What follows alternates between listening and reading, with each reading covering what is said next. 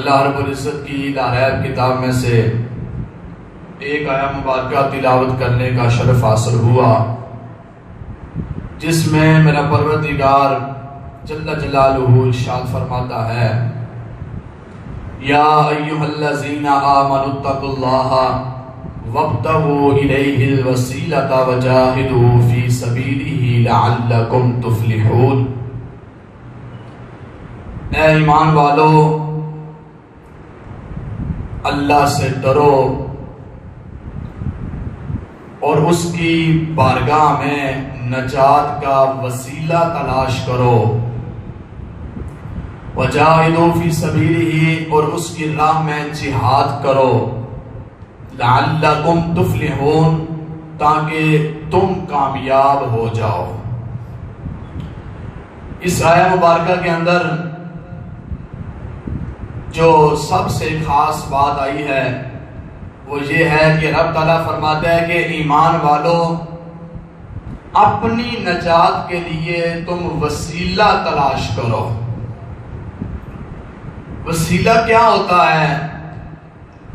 کہ کسی کے ذریعے سے تیسرے آدمی تک پہنچ جانا، یعنی رب تعالیٰ تک ہم پہنچنا چاہتے ہیں تو پہلے رسول اللہ کی بارگاہ میں پہنچنا ہوگا، اسے وسیلہ کہتے ہیں۔ تو جو پہلی آیت مبارکہ اگر پڑھی جائیں تو یہ بڑی وسیع ہو جائے گا موضوع، لیکن میں ان کا ترجمہ مختصر صاحب کے سامنے رکھ کر پھر اس کی تشریح تھوڑی سی بیان کروں گا کہ رب تعالیٰ نے جب قرآن مجید فرقان حمید نازل ہوا، اپنے محبوب کریم صلی اللہ علیہ وسلم پر جب رب نے قرآن نازل فرمایا، تو جب حضور نے یہودیوں کو یہ درس دیا کہ یہودیوں تم چھوڑ دو وہ دین جو تمہارے پہلے اس دین پہ چلتے رہے، اس دین کو چھوڑ دو، جو سچا دین ہے، جو سچا اسلام ہے وہ اللہ نے مجھے عطا فرمایا ہے۔ تو حضور نبی اکرم صلی اللہ علیہ وسلم لوگوں کو یہ سمجھاتے رہے، لوگوں کو یہ درس دیتے رہے، فرمایا کہ اللہ کے قرب کا وسیلہ تلاش کرو، فرمایا کہ اپنے گناہوں کو معاف کروانے کے لیے اللہ کی بارگاہ میں وسیلہ پیش کرو، کیونکہ اپنے گناہ معاف کروانے کے لیے بندہ درمیان میں کسی کو ضرور لائے، وہ رسول اللہ ہو یا اللہ کا کوئی ایسا ولی ہو جس کی نگاہ سے بندے کا دل بدل جاتا ہے، یا وہ اللہ کا ولی ہو تو جو جناب والا ایک نظر اٹھائے تو لوگوں کو کلمے پڑھا دے، اور اللہ کا جو سچا ولی ہوتا ہے اس کا وسیلہ بنا کر رب کی بارگاہ میں دعا مانگو کہ یا اللہ تیرے نیک بندے کا وسیلہ ڈال کر، اور میں تجھ سے دعا مانگتا ہوں کہ یا اللہ میرے گناہ معاف فرما۔ اللہ اپنے نیک بندے کا وسیلہ دے کر اللہ گناہگار بندے کی بخشش فرما دے گا۔ اور رب تعالیٰ نے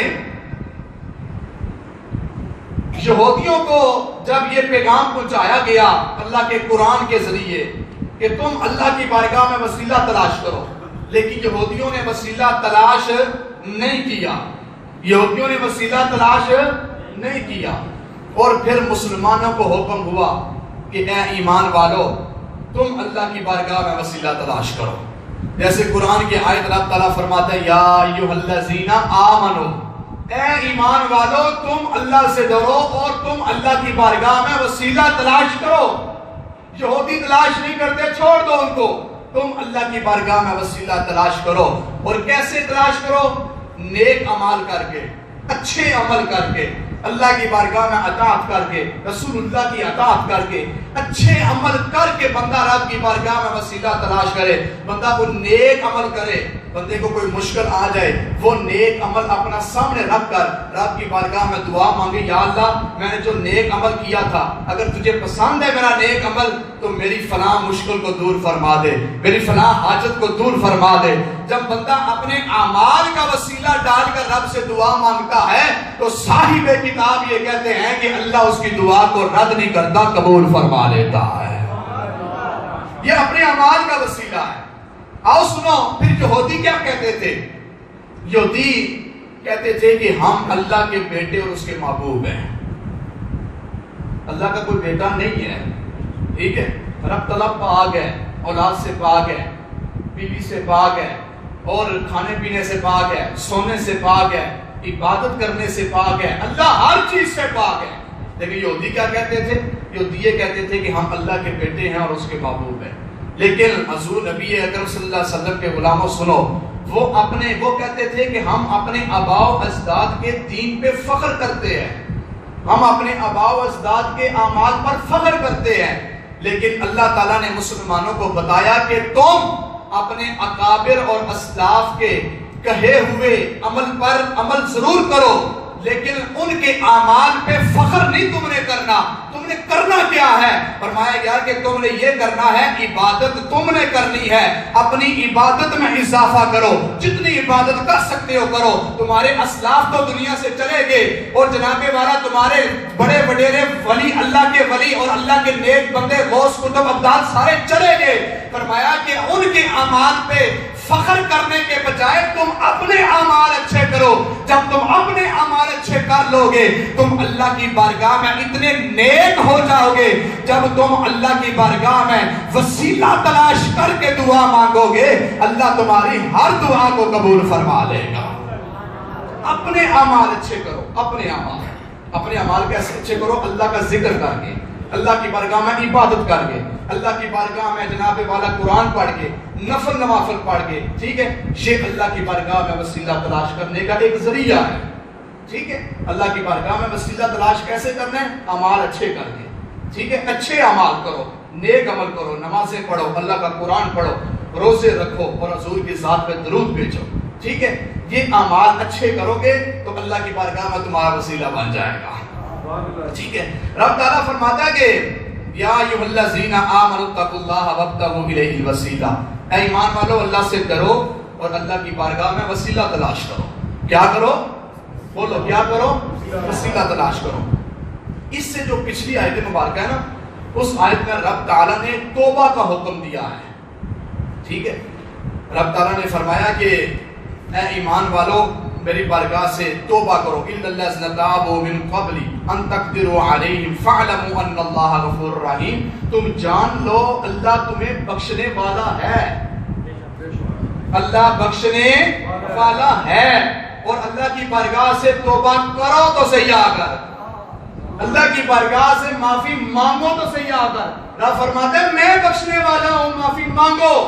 فرمایا تم جان لو کہ میں بخشنے والا ہوں, ٹھیک ہے. پھر آگے رب تعالیٰ نے فرمایا, یہ توبہ کی آیت بیان فرما کے آگے جو رب نے وسیلے کا بیان فرمایا, جو وسیلے کی آیت نازل فرمائی, اس سے معلوم یہ ہوتا ہے کہ رب تعالیٰ کی بارگاہ میں توبہ کرنے کے لیے بھی وسیلہ چاہیے, ٹھیک ہے. جو پیچھے آیت مبارکہ آئی ساتھ ہی آگے وسیلے کی آیت آگے. اس کا مقصد یہ ہے کہ رب تعالیٰ یہ کہتا ہے اگر تم توبہ کرنا چاہتے ہو تو وسیلہ تلاش کرو. کیا وسیلہ تلاش کرو؟ جب تم وسیلہ تلاش کرو گے تو اللہ تعالیٰ کی بارگاہ میں یہ دعا مانگو گے, یا اللہ میں تجھے تیرے محبوب کے وسیلے سے دعا مانگتا ہوں. میں تجھ سے, سمجھنے والی بات ہے, یا اللہ میں تجھ سے تیرے محبوب کے وسیلے سے دعا مانگتا ہوں. میں گناہگار ہوں, یا اللہ مجھے معاف کر, میں سچی توبہ کرنا چاہتا ہوں, میں صدق کے دل کے ساتھ یا اللہ تجھ سے معافی مانگتا ہوں. جب رسول اللہ کا وسیلہ ڈال کر تم اللہ کی بارگاہ سے معافی مانگ لو گے, رب تعالیٰ فرماتا ہے کہ توبہ تم کرو, وسیلہ میرے محبوب کا ڈال کر دعا مانگو, میں رب تمہاری دعا کو قبول فرما لوں گا.